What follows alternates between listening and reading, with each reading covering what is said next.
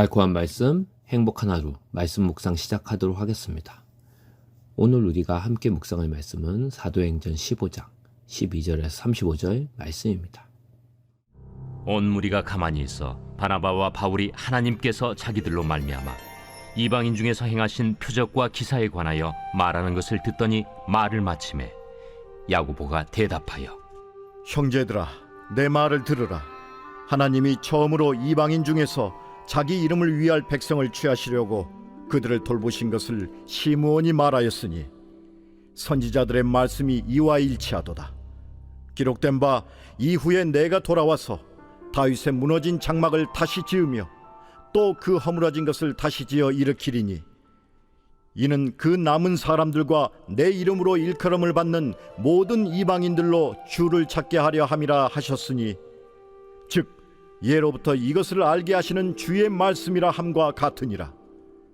그러므로 내 의견에는 이방인 중에서 하나님께로 돌아오는 자들을 괴롭게 하지 말고 다만 우상의 더러운 것과 음행과 목매어 죽인 것과 피를 멀리하라고 편지하는 것이 옳으니 이는 예로부터 각 성에서 모세를 전하는 자가 있어 안식일마다 회당에서 그 글을 읽음이라.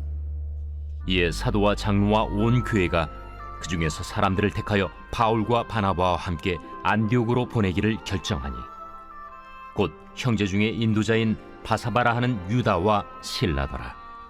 그 편에 편지를 붙여 사도와 장로된 형제들은 안디옥과 수리아와 길리기아에 있는 이방인 형제들에게 문안하노라.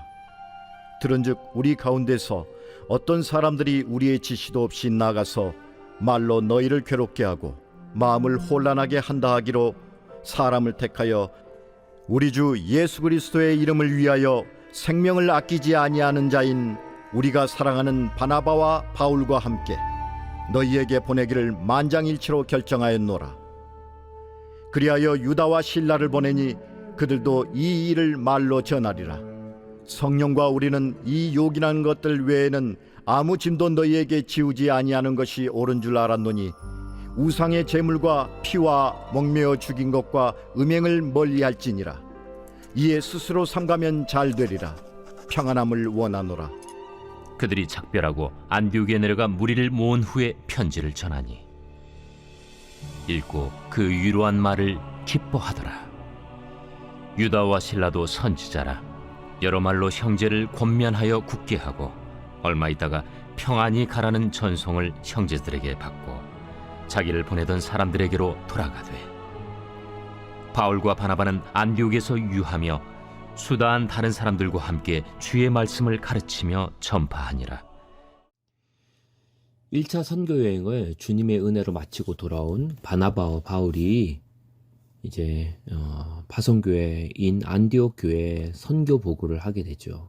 그게 사도행전 15장 내용입니다. 근데 그 선교 보고를 하고 나서 14장에서 선교 보고를 하고 나서 15장 이어지는 내용을 보면은 유대로부터 내려온 어떤 사람들이 이제 사도행전 15장에 등장을 합니다. 아마도 바리새파 사람들인데 예수님을 믿게 된 사람들인 것 같아요. 근데 이 사람들은 모세의 법을 지켜야 된다고 이야기를 하는 거죠. 즉 할례를 받지 않으면은 진정한 구원은 없다는 겁니다. 그래서 이들의 주장으로 인해 안디옥 교회 안에서 바나바와 바울 그리고 바리새파와 유대인 간의 다툼과 심각한 변론이 일어나게 됩니다. 결국 안디옥 교회에서 대표들을 정해서 예루살렘 교회로 보내게 되죠. 그리고 역사상 최초로 교회들이 모여 어떤 문제를 가지고 결정을 하게 되는 일명 1차 예루살렘 공회가 있게 됩니다. 결국 교회 안에 이제 십자가 부활의 복음이 아니라 다른 복음이 들어오니까 바나바와 바울이 극렬하게 반대하는 거죠. 다른 복음이란 게 뭡니까? 구원을 받으려면 예수님 말고 다른 게 필요하다는 게 다른 복음이죠. 즉 예수님만 믿으면 안 된다. 예수님 믿는 거 외에도 안식일도 지켜야 되고 또 할례를 받아야 되고 뭘 해야 되고 뭘 안 해야 된다. 이런 게 바로 다른 복음입니다. 결국 예수 그리스도의 십자가로 충분하다는 것을 부정하고 인간의 행위를 주장함으로써 하나님의 은혜를 폐해버리는 거죠. 여러분, 예수님의 십자가와 부활이면 충분한 겁니다. 그게 복음이죠. 만일 그게 아니라면 예수님이 십자가를 지실 필요가 없죠. 십자가가 꼭 우리를 구원할 수 없으니까요. 그런데 하나님의 구원은 우리 인간의 도움을 받을 필요가 없습니다. 결국 이제 이 복음의 문제로 교회 총회가 소집되고 사도들과 장로들이 이 다른 복음 문제로 모세의 법과 할례 문제로 이제 많은 이야기가 오고 가죠. 결국 마지막에 베드로도 나서서 자신이 이제 복음을 전했던 일을 말하게 되죠. 그런데 베드로가 어떤 일을 이야기합니까? 자기가 복음을 전했을 때 사마리아인들도 성령을 받았다. 그리고 이방인인 백부장 고넬료, 로마 백부장 고넬료가 성령을 받았다는 그 사건을 이야기합니다. 즉 하나님이 오늘 이 안디옥 교회의 분쟁, 이 사건을 해결하기 위해서 미리 베드로에게 예방주사를 맞춰놓은 거죠.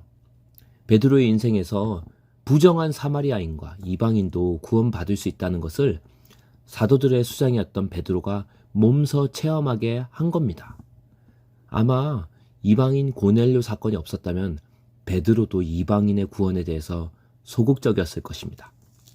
하지만 하나님이 십자가의 복음은 유대인만을 위한 복음이 아니라 온 열방을 위한 열방용 복음이라는 것을 이런 사마리아인의 구원 사건 또 이방인의 구원 사건을 통해서 미리 확증해 주신 거죠. 그리고 오늘 이건 14에서 18절 말씀 보면 마지막으로 야고보 장로가 일어나서 시므온의 기도와 선지자들의 말씀을 인용하면서 하나님이 유대 사람들을 택하신 것은 이방인들을 구원하시려는 뜻이라고 이야기합니다. 즉 복음은 유대인만의 것이 아니라 이방인의 것도 된다는 말이죠.